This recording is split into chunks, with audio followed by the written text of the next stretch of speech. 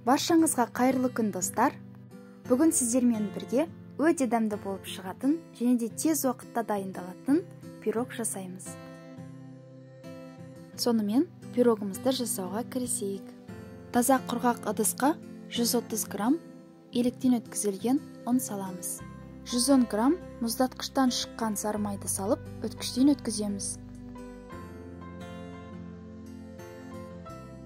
1 шай қасық қопсытқыш және 40 грамм қант салып араластырамыз.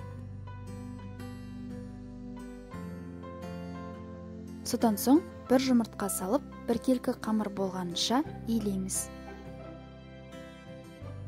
Егер қамырыңыз тым жұмсақ болса, тағы да аздап ұн салуға болады. Осы уақыт аралығында духовканы 170 градусқа алдын ала қыздырып қойыңыз. Дайын болған қамырды диаметрі 18 см қалыпқа салып, жайып шығамыз. Қамырды мұздатқышқа 10 минутқа салып қоямыз. Қамырымыз дайын болғанша ішіне салатын кремді дайындайық. Ыдысқа 1 жұмыртқа және 50 грамм қант салып араластырамыз. 50 грамм картоп крахмалын салып, оны да жақсылап араластырып аламыз.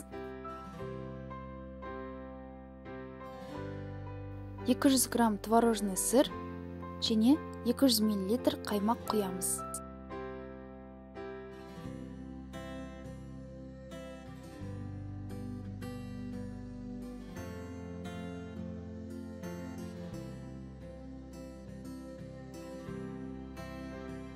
Кремнің ішіне өз қалауларыңыз бойынша кез келген жеміс-жидекті салсаңыздар болады. Менде жүзім мен құлпынай. Кремді қамырдың үстіне құямыз.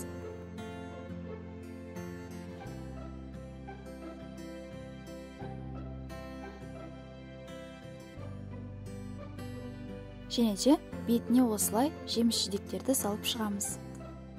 Пирогты алдын ала қыздырып қойған духовкаға 40 минутқа салып пісіріп аламыз.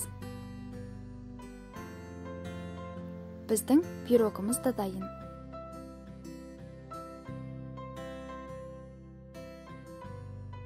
Пирогтың бетіне өз қалауларыңыз бойынша сахарный пудраны сепсеңіздер болады. Пирог піскен соң бірден кесуге болмайды. Міндетті түрде тоңазытқышқа 4-5 сағатқа салып қою керек. Сіздерге бүгінгі рецепт ұнаған болса, каналға жазылып, дәл осы видеоға лайк басып, және де қоңыраушаны басып қоюды ұмытпаңыздар. Сұрақтарыңыз болса, комментарийға жазып қалдырыңыздар. Мен міндетті түрде жауап беретін боламын. Келесі кездескенше.